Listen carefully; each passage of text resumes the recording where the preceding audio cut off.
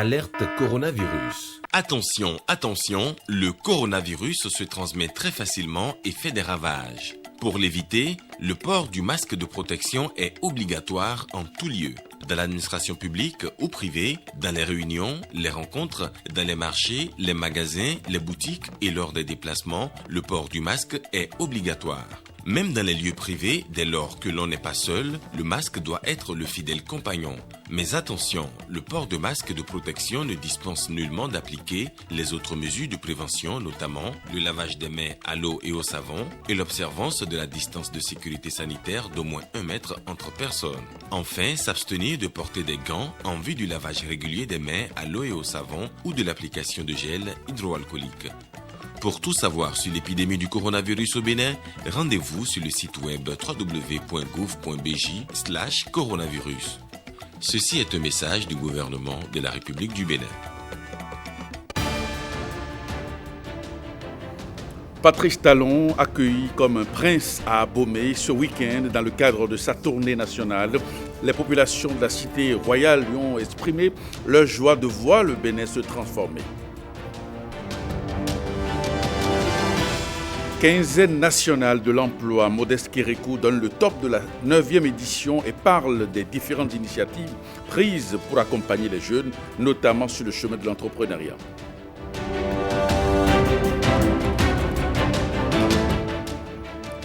Et puis Jean Hunza, l'ancien journaliste du service public, a été fait chevalier de l'ordre du mérite social. C'était ce week-end à son domicile à Cotonou.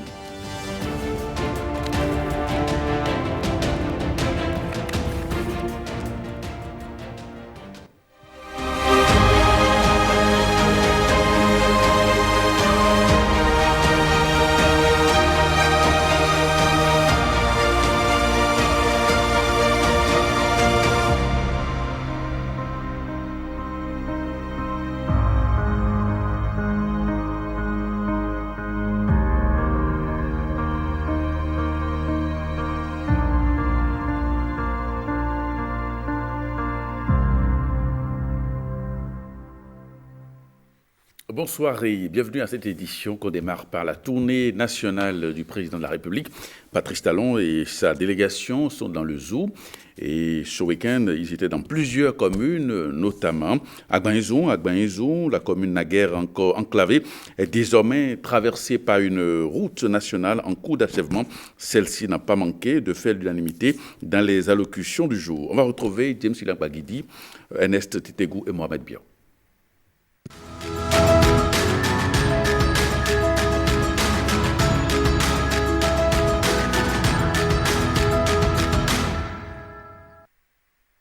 Le temps est révolu où l'on pouvait voir les antilopes, emblème de la localité, gambader dans les plaines d'Agbanizou. Si la cité a voulu conserver le souvenir nostalgique de cette époque, les bovidés sauvages ont depuis cédé la terre aux humains et à l'urbanisation. Une urbanisation qui se poursuit plus que jamais, s'accélère même grâce à l'action d'un homme, Patrice Talon, de retour sur les lieux, 5 ans après son dernier passage, pour se rendre compte de l'œuvre accomplie. Une œuvre bien perceptible à travers le bitumage de la route Tofo, Lalo, Agbanizou, Abomey, Tidja, dont les travaux avancent inexorablement. La mise en œuvre de la phase 1 du projet de renforcement du système d'alimentation en eau potable des villes d'Abomey, Koikon et des localités environnantes comme Agbanizou. L'achèvement des travaux de construction de 20 hangars dans le marché central, la mise en œuvre des projets et programmes gouvernementaux dans les secteurs de l'agriculture, de l'élevage, de l'éducation, de la santé et de l'énergie. L'amélioration de l'accès à l'école avec la mise en œuvre des cantines scolaires. Les réformes en cours dans le domaine de la microfinance. La création de 3 unités de commissariat d'arrondissement dans la commune. Mais l'œuvre demeure inachevée. Bitumage des voies d'accès, asphaltage, aménagement de la route de l'Esclave passant par la commune, réfection et équipement du centre de santé, extension des réseaux d'eau et d'électricité, lotissement, modernisation des marchés, sécurité, valorisation des sites touristiques. Les demandes sont nombreuses. Mais le chef de l'État distingue encore et toujours sa tournée de reddition de comptes d'une quelconque occasion de promesse. L'heure reste au bilan. Le pari que nous avons pris ensemble ici, c'est que nous tous ensemble, dans tout le Bénin, y compris à Gbaïnzou, nous allons démontrer en 5 ans que nous sommes capables, que les enfants du Bénin, les uns et les autres, du nord au sud, de l'est à l'ouest, les enfants d'Agbaïnzou, que nous sommes des travailleurs valeureux, vaillants. On va regarder si dans tout le Bénin, notre action a commencé par porter dans tous les domaines. Un bilan qui a de quoi rassurer les interlocuteurs de Patrice Talon et les renforcer dans le soutien qu'ils lui apportent. Nous apprécions les efforts de développement pour amener notre pays au port du non-retour par rapport au développement. À chaque jour, on est beaucoup plus engagé, beaucoup plus convaincu par rapport à l'homme de développement que nous avons choisi, par rapport au pas qu'il donne, par rapport au métronome qu'il est. Nous sommes proches du succès, de la réussite du PAG. Donc la population l'a adopté, tout comme tout le bien l'a adopté, la Côte d'Avance l'a adopté, et nous l'encourageons à faire davantage pour le pays. Le président de la République aura fini en rassurant les femmes d'Agbaïnzou inquiètes de la disponibilité effective du nouveau modèle de microcrédit dans leur commune. Le pas résolu, la conviction chevillée au corps, Patrice Talon poursuit sa tournée comme si la fatigue n'avait pas prise sur lui. Et puis la commune de Zobo-Domaine n'était pas au programme de cette tournée nationale du chef de l'État, mais Patrice Talon a écouté la sollicitation de ses concitoyens de cette cité remplie d'histoire. Dans ce reportage de Jérôme Hongbo, Jean Nobibin et Mohamed Bior, le maire exprime le plein sens de cette visite effectuée la nuit dernière.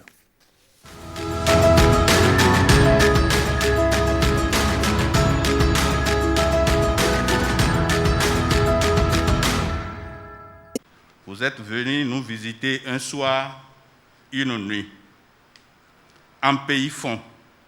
C'est une marque de confiance.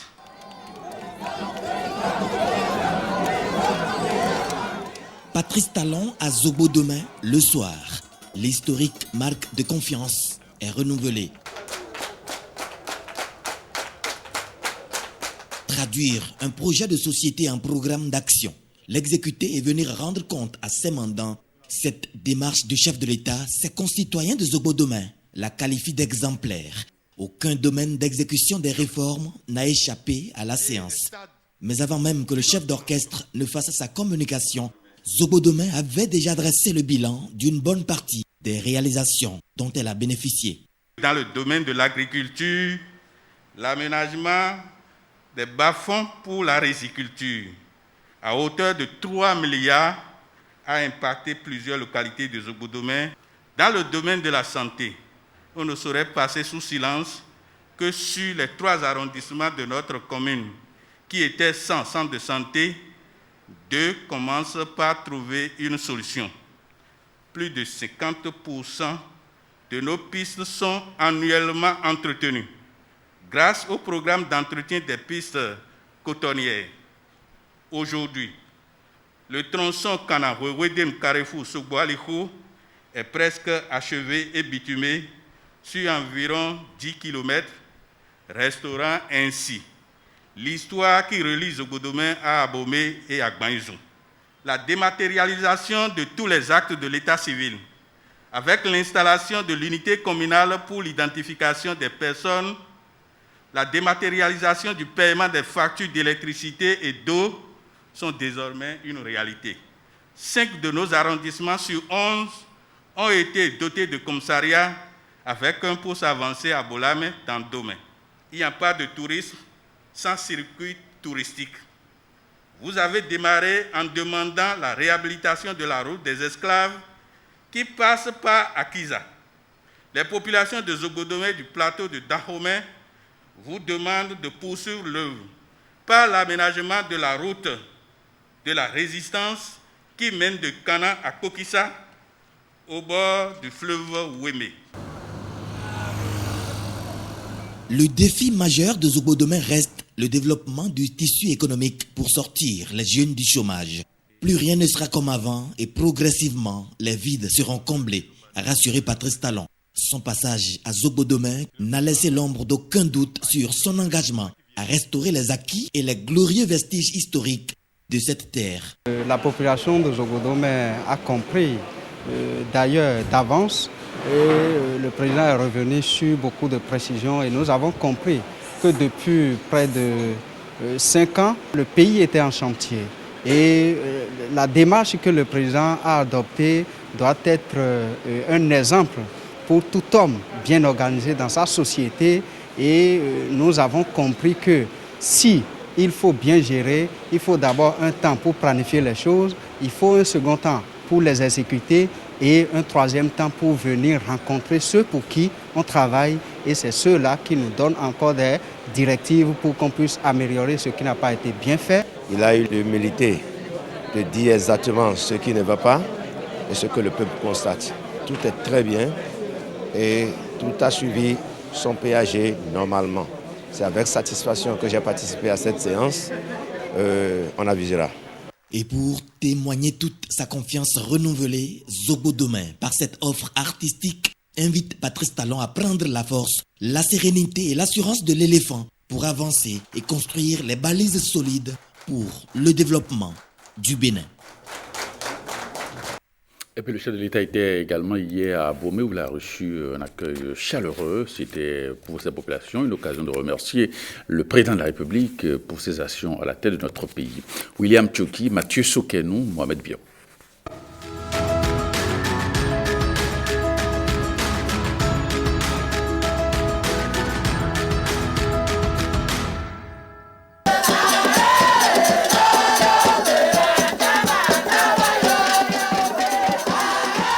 Il y a de ces accueils qui vous laissent sans voix.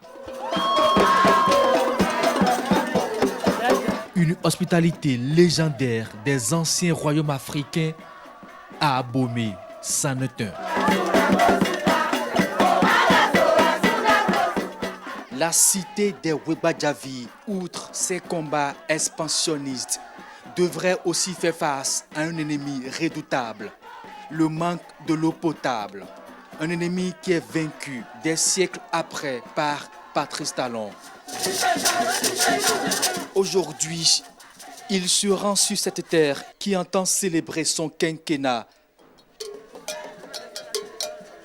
Une entrée dans la cité arrosée par de fines pluies.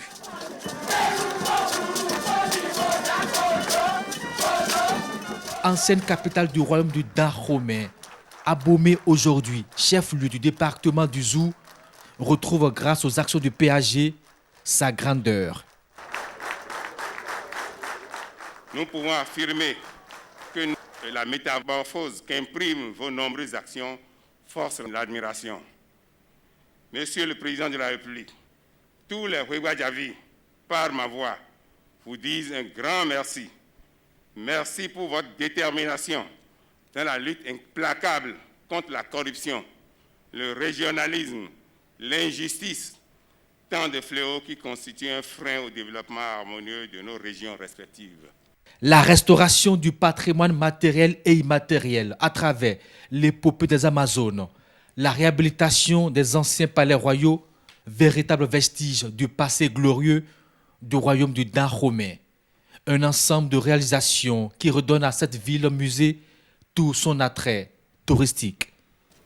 La mise en œuvre de ce projet sera à l'origine de la révolution culturelle et touristique de la ville d'Abomey, qui se révélera davantage au monde entier, ce qui induira inéluctablement la question des structures d'accueil répondant aux normes internationales. Toute la population d'Abomey, par ma voix, vous est reconnaissante pour la prise en compte de la ville d'Abomey dans le projet inédit dénommé asphaltage, dont la première phase en cours d'achèvement a pris en compte un linéaire de 17 km sur les 50 prévus, mais étendu à environ 70 km. Ce projet rétablit peu à peu notre ville dans ses attributs de ville historique, touristique et chef-lieu du département du Zou. Une œuvre titanesque réalisée sur le plateau d'Abomey. Des prouesses qui indiquent à raison que le meilleur reste à venir. J'aime dire que les grandes nations, les grands hommes, c'est ceux qui sont capables de sortir des difficultés, de leurs travers, et de s'améliorer, de devenir grand. Le Bénin a connu un passé difficile, qui certes ne nous honore pas, mais c'est nous-mêmes, c'est notre passé. Nous assumons. Nous avons été capables de faire cette mutation, de faire cette transformation tous ensemble, y compris ceux qui ont été les plus concernés par ces travers. Mais ils sont aujourd'hui concernés également par la mutation, par ce changement qu'on observe.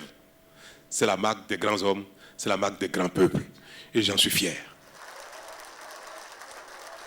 Et pour remercier Patrice Talon, les Rwabadjavi ont une manière particulière des chants et des louanges. Do mi do nu adivi chagolo adimayo mone ono kuna jadi do jagola no to ekaso odo mi do na divi chagolo adimayo mone. En moins de 5 ans, Abomey a fait peau neuve et ses fils ont cru enfin qu'on peut rompre avec le cycle de la honte et de l'incapacité au Bénin.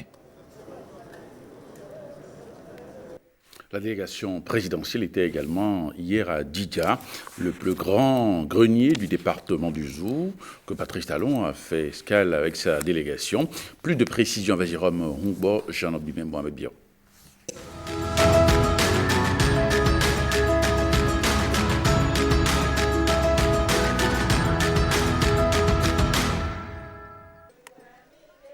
Aucun agriculteur ou promoteur agricole ne viendra jamais ici par hasard. Climat subéquatorial au sud et tropical humide au nord, avec une pluviométrie qui varie entre 900 et 1200 mm3, nous sommes à Djidja, historiquement appelé Djinoukoundje. Par extension, Djidja signifie en réalité « cette terre est propice à l'agriculture ». Des atouts naturels qui font d'elle le plus grand grenier du département du Zou.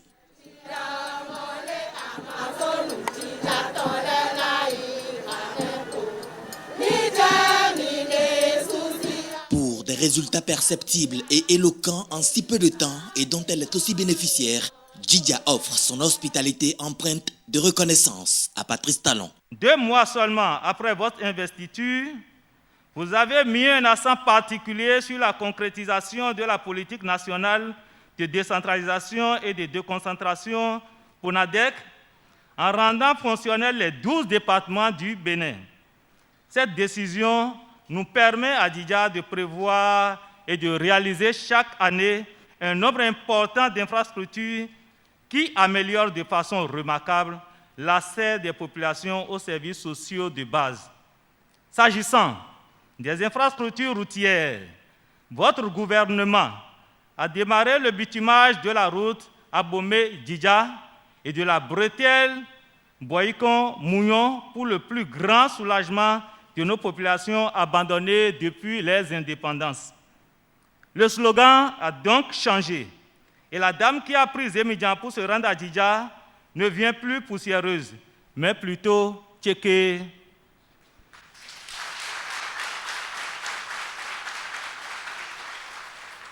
Dans le domaine de l'agriculture, vous avez initié des réformes qui font que chaque commune est fière d'apporter sa pierre à l'œuvre de construction nationale. Il en est ainsi de la spécialisation des zones de culture et de la professionnalisation des métiers de l'agriculture. Les efforts de votre gouvernement ont porté la production du coton à un niveau record qui impacte très positivement la vie de nos producteurs. Monsieur le Président de la République, votre mandat est couronné de nombreux succès, tant sur le plan des réformes audacieuses que sur le plan des infrastructures. Mais on se rend compte que les 5 années sont vite terminées, tandis que des défis restent à relever. Des défis qui pour Djidja en ont infrastructures administratives, les centres de santé avec plateaux techniques adéquats, les routes et pistes de desserte rurales pour désenclaver les localités, l'eau potable, l'électricité, l'aménagement des sites touristiques, la route de la résistance du roi Béanzin et le ranch faunique de Gbaragba à Seto. Le bilan des 5 ans de gouvernance de Patrice Talon ouvre le bal à un large éventail de réalisations déjà programmées au profit de toutes les communes du Bénin avec des projets innovants. Nous savions qu'à l'époque, ce que faisait l'État pour la promotion de l'agriculture, ça a commencé par affaiblir, même par disparaître.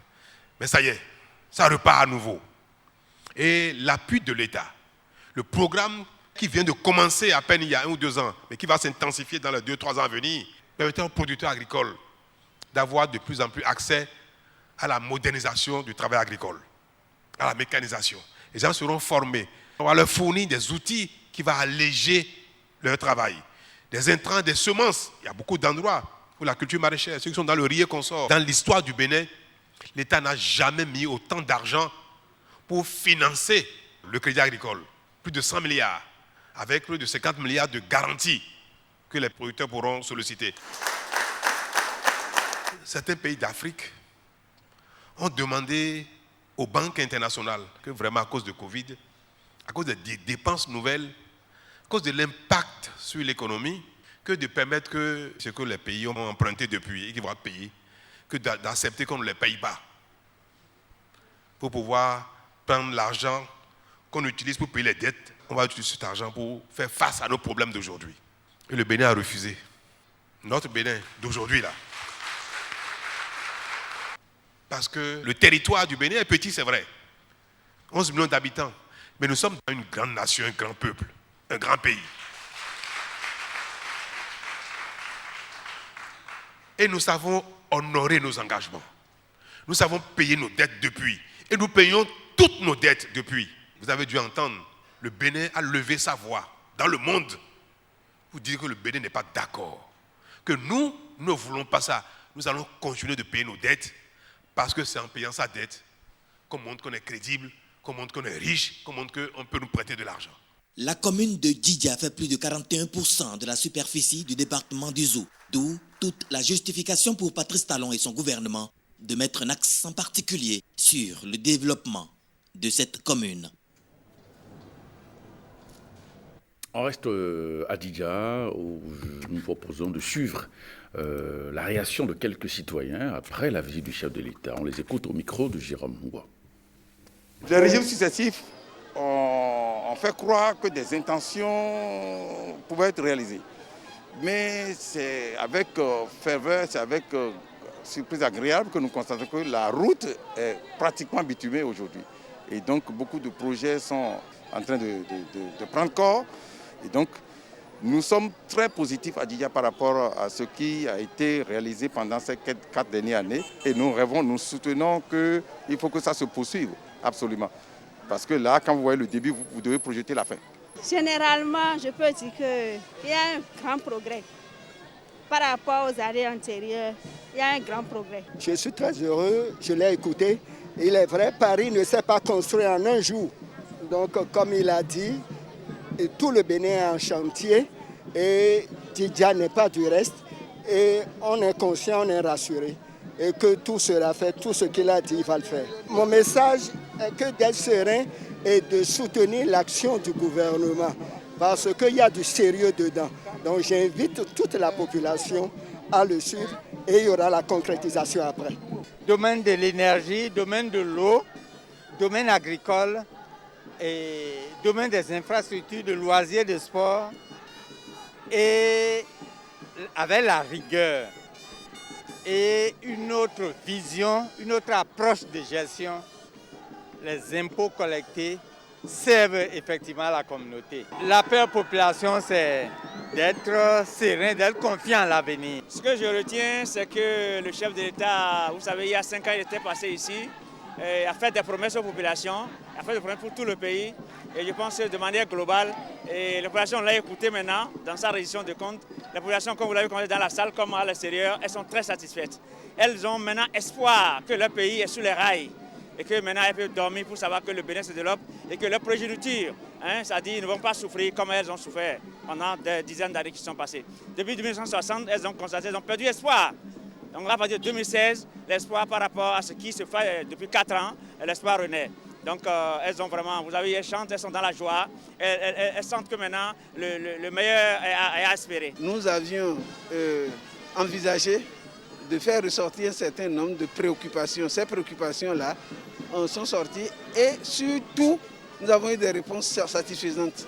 On dirait que le président était déjà préparé, il connaît nos problèmes, d'ailleurs il le connaît puisque pendant longtemps, il a travaillé dans notre zone. Et les réponses qui ont été données nous ont vraiment satisfaits. Et je crois que nous avons fait un bon démarrage au Bénin. Quel avenir vous prévoyez pour votre pays? Non, le Bénin sera vraiment révélé.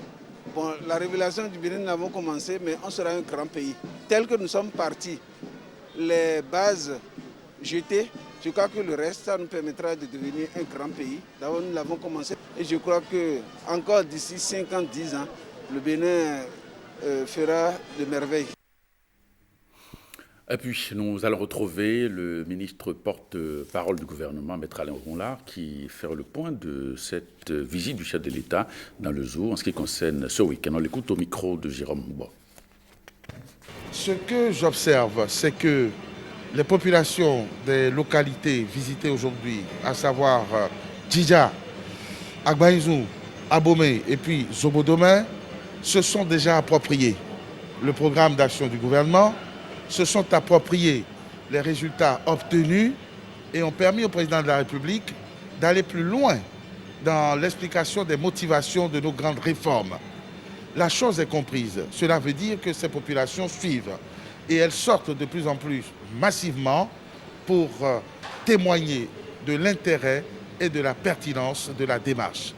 C'est devenu une communion entre le président de la République et ses concitoyens et ses compatriotes, une communion qui a fait confesser le président de la République que nous ne construisons plus une nation, nous sommes déjà une nation. Donc, c'est une communion entre le Père de la Nation et la nation qui a juste aujourd'hui besoin d'être consolidée matériellement, structurellement. Autrement dit, pour le président de la République, qui a été compris par nos compatriotes, nous avons aujourd'hui juste besoin de nous doter des structures, des moyens de développement, de nous approprier la gouvernance qu'il imprime afin que, quel que soit celui qui lui succédera, le Bénin continue la marche qu'il voudrait irréversible vers le développement, vers la construction d'un grand pays.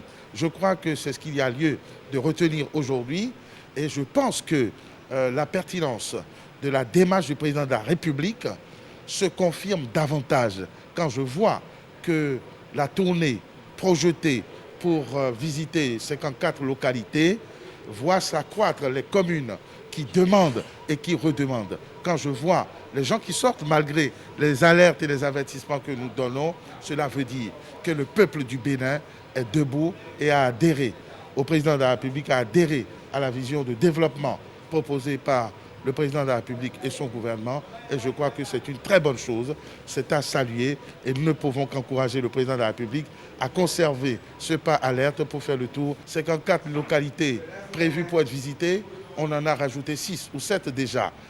Donc nous sommes déjà à 60 et la demande fuse de partout. On ne fera pas de frustrés et je crois que le président a l'énergie qu'il faut pour parcourir le reste des communes de notre pays, pour dérouler la reddition des comptes et dérouler cette communion. Et puis avant le zoo, le président de la République était dans le Mono, et la dernière commune du Mono, c'était Grand Popo. Et nous revenons ce soir sur quelques réactions après cette visite présidentielle. Quand on est impliqué dans l'action, comme je le suis depuis avril 2016, on n'a pas toujours, dans toute sa globalité, l'ampleur de l'action et de l'œuvre qui se déroule et dont on est aussi artisan. Les conseils des ministres ne suffisent pas, il y a des dossiers qui s'approfondissent dans d'autres contextes. Et là, cette tournée m'a permis de voir que la bonne nouvelle que porte le président de la République, c'est que le Bénin est en pleine transformation. Mieux, le Bénin s'est transformé. Ce que j'ai retenu, plus que les projets dont on peut parler de long en large, ce sont les réformes qui ont fondé désormais les bases de notre Bénin. On parle de Bénin révélé, effectivement. C'est les hommes qui changent, c'est les habitudes qui changent, c'est la gestion, la gouvernance au niveau le plus élevé du pays qui change et qui impacte tous les niveaux qui sont des niveaux infra. Et cette gouvernance principalement concerne la gestion, la bonne gestion, ce que j'appellerais la gestion rationnelle et responsable de nos ressources financières. Tout en honorant tous ces engagements, le Bénin est arrivé à faire des investissements, j'allais dire des investissements massifs, dans des domaines qui sont des domaines vitaux. Ce ne sont pas des investissements de confort. Le chef de l'État a beaucoup insisté là-dessus en disant que tant qu'on n'a pas réglé ces problèmes de base, que sont l'eau potable, la santé, l'éducation, les infrastructures, les équipements marchands, les équipements sportifs et culturels, les stades, les marchés et tout ça, tant qu'on n'a pas réglé ces problèmes-là, nous ne pouvons pas changer de palier. Tant qu'on n'a pas mis l'administration au travail, tant qu'on n'a pas contraint les gens à s'occuper de leur travail sérieusement, avec rigueur et sérieux, le pays ne peut pas se développer. Je pense que c'est le message fondamental qui devait être notre acquis, à savoir que désormais, il est possible pour le Bénin, comme il a été possible pour Singapour de changer, de se développer en moins de 50 ans.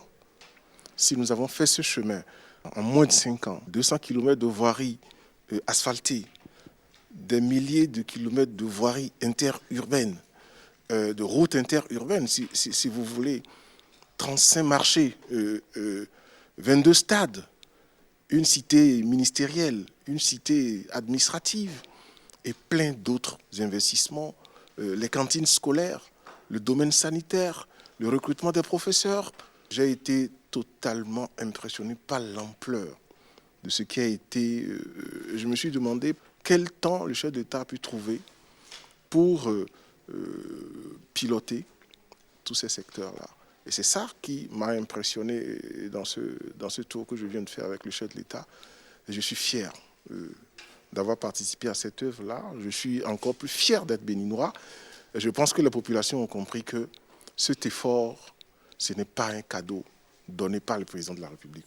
Cet effort, ce n'est pas un cadeau donné par les ministres, les DG, mais c'est leur effort, parce que chacun a contribué par son impôt, par ses taxes, à cet effort national qui permet aujourd'hui de faire les investissements que nous apprécions tous. L'autre point important, c'est le fait que nous tendons progressivement et très vite vers l'autosuffisance en matière d'électricité, en matière d'énergie électrique chez nous. Aujourd'hui, il y a déjà une centrale électrique qui permet au Bénin de produire la moitié de son besoin en énergie. Il y a une autre centrale électrique qui est en cours d'achèvement en termes de procédure pour attribuer un marché.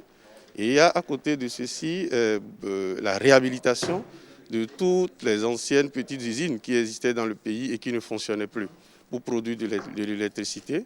Et toujours dans cette veine, le chef de l'État a abordé la construction des centrales solaires. Et tout ceci permettra au Bénin, d'ici quelques mois, quelques années, d'avoir tout ce qu'il faut pour couvrir le besoin en énergie au plan national et pourquoi pas en vendre aux besoins aux pays voisins.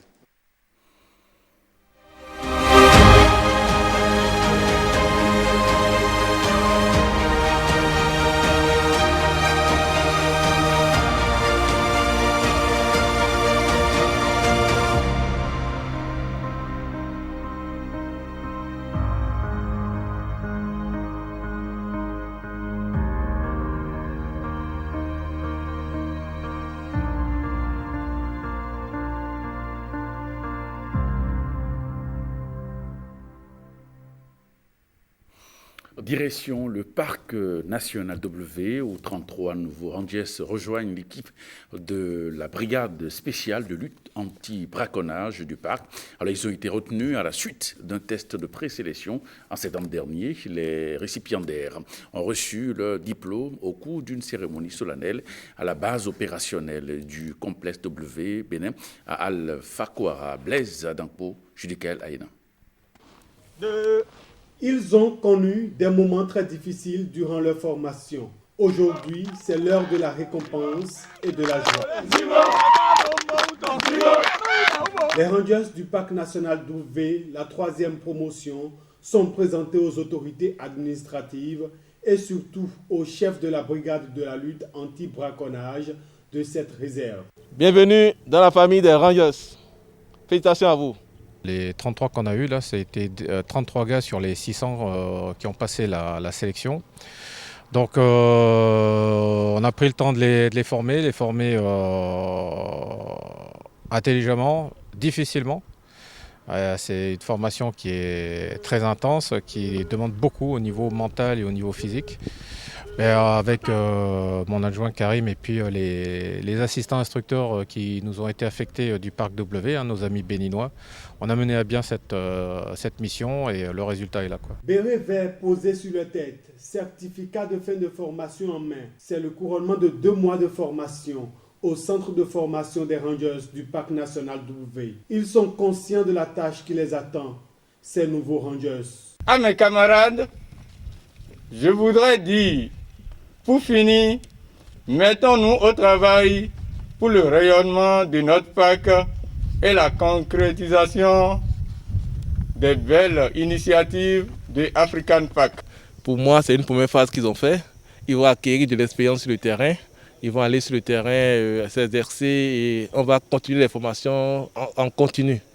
Et cela va leur permettre encore d'être meilleurs. Donc je leur souhaite d'être vraiment attentifs, d'appliquer ce qu'on leur a appris à l'école. Et je crois que ça doit aller. Ces gardes-faunes sont recrutés par African Parks dans le cadre de la mise en œuvre du plan d'intervention prioritaire de réhabilitation et de développement du Parc national W. Il est cofinancé par le gouvernement du Bénin et la Fondation des savanes ouest-africaines, FSOA. Ils sont là pour protéger le parc de toutes les menaces qu'il y a autour du parc, parce qu'il y a beaucoup de menaces dans le parc, il n'y a pas que le braconnage. Je crois qu'on leur a bien appris qu'il fallait aussi qu'ils soient prudents. Ils ont été formés pour ça. Et on attend de bonnes réussites, rigueur dans le travail. Mais je pense qu'avec cette promotion, ça va très bien se passer. Le directeur du parc a dit dans une intervention que c'est une promotion exceptionnelle. Et je pense qu'à promotion exceptionnelle, il n'y a que des responsabilités élevées. Et pour cela, je vais vous engager, chers Rangers, à garder le cap en mettant vos qualités individuelles et collectives ensemble au service de la puissance publique. Depuis le 30 septembre 2020, African Parks assure la responsabilité complète de la gestion du parc national du W Bénin. Aujourd'hui, des efforts sont faits et se poursuivent pour sa réhabilitation, pour le rendre écologiquement, socialement et financièrement viable, pour le bien-être des populations et de la faune. Et parlons maintenant de la 9e édition de la quinzaine nationale de l'emploi. Le Bénin se dote de plusieurs moyens pour faire face aux problèmes du chômage, ceci à travers plusieurs activités pour inciter les jeunes à s'auto-employer. Le ministre des Petites et Moyennes Entreprises nous en parle avec plus de détails au micro de Arcel Dancy. La question de l'emploi exige de la part de tous les acteurs un engagement réel et permanent. C'est ce qui justifie la nécessité d'une solidarité nationale autour des problématiques que constituent le chômage et le sous-emploi. Cependant, il sied de rappeler que les questions du chômage et du sous-emploi des jeunes ne sauraient se résoudre sans une réelle synergie d'action entre les différents acteurs opérant sur le marché du travail que sont les employeurs, les demandeurs d'emploi, les universités et autres centres de formation, les parents que nous sommes, les structures techniques en charge de l'accompagnement et de l'intermédiation, sans oublier les collectivités territoriales à la base. Pour cette année 2020, le thème retenu est, je cite, « Emploi local, quel enjeu pour la jeunesse dans les communes ». Il conduira à mener des actions fédératrices composé d'une série d'activités organisées par les structures de promotion de l'emploi, dont les plus importantes sont, premièrement, le Salon de l'emploi et des compétences, SALEC, dont l'objectif est d'offrir une occasion aux demandeurs d'emploi de rencontrer plusieurs entreprises sur le même espace, le même jour et en un minimum de temps, puis de pouvoir, sans intermédiaire, valoriser leurs compétences et savoir-faire pour se faire recruter. Cette édition du SALEC se tiendra à la place Abdoulaye Issa à Parakou le vendredi 11 décembre 2020. Je vous exhorte à prendre part aux activités de cette quinzaine pour satisfaire nombre de vos attentes en matière d'information et d'opportunités.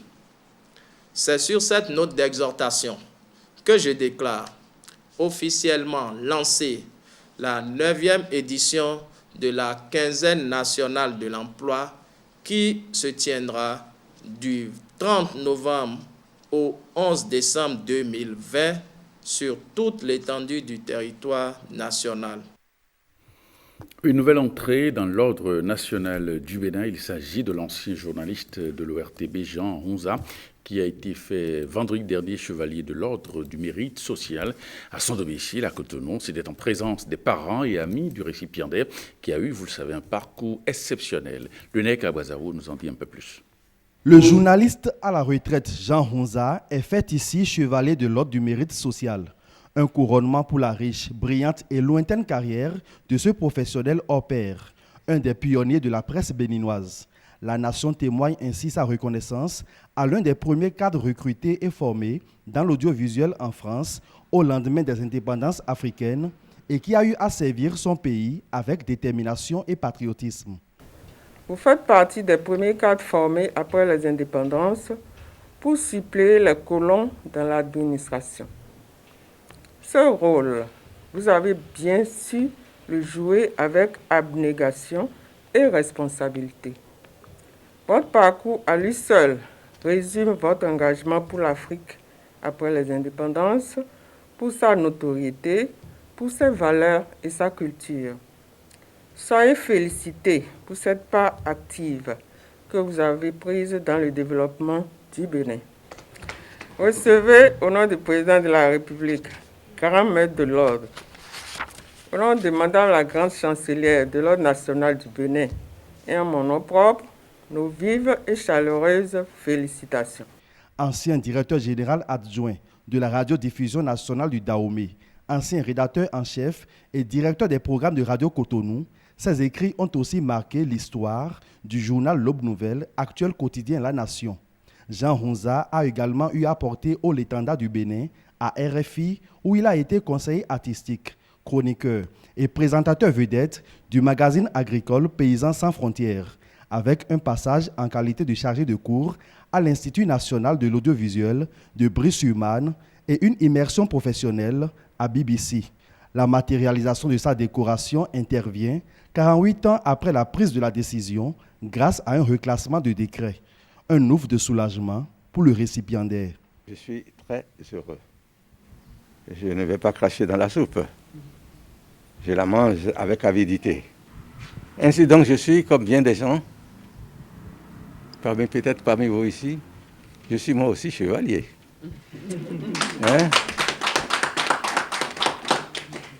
Je ne dirais pas qu'il était temps, parce que ce décret que le président de la République a eu la gentillesse de reclasser date depuis 1972. Je lui dois donc mes remerciements. Car s'il ne l'avait pas fait, on ne se serait pas retrouvé ici aujourd'hui pour une si grande cérémonie. Pour les parents et amis, ce sont le mérite et les valeurs de l'octogénaire qui sont aujourd'hui célébrés. Un Béninois à RFI à l'époque, c'était un des pionniers, un des premiers, avant Wilson Dave, avant Boniface Vignon, et puis avant plusieurs autres. Il donne tout de ce qu'il a au fond des tripes, du fond du cœur, avec humanisme et avec beaucoup de compétences. Et nous sommes tous très heureux pour lui d'avoir pu voir cette cérémonie se faire chez lui à domicile ce jour. Au plan professionnel, il a bravé beaucoup de défendus en son époque. Donc c'est un journaliste qui a vraiment fait ses preuves malgré des époques très ombragées qu'il a passées. Effectivement, au Bénin comme en France, mais son parcours est vraiment exemplaire. Né le 27 mars 1939 et admis à la retraite en 1999, Jean Honza peut désormais caresser sa distinction avec le sentiment d'avoir été utile à son pays.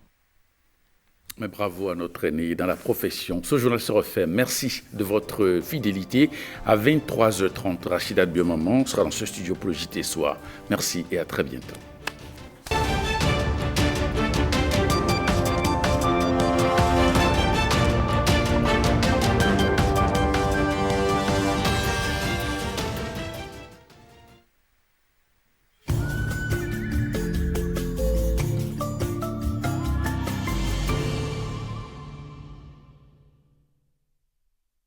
Béninoise, Béninois, vous êtes une personne considérée comme pauvre extrême ou pauvre non extrême. Vous vous êtes fait recenser lors du RAVIP. Vous n'avez pas pu le faire pour une raison ou une autre. Vous pouvez bénéficier des services sociaux offerts par l'État.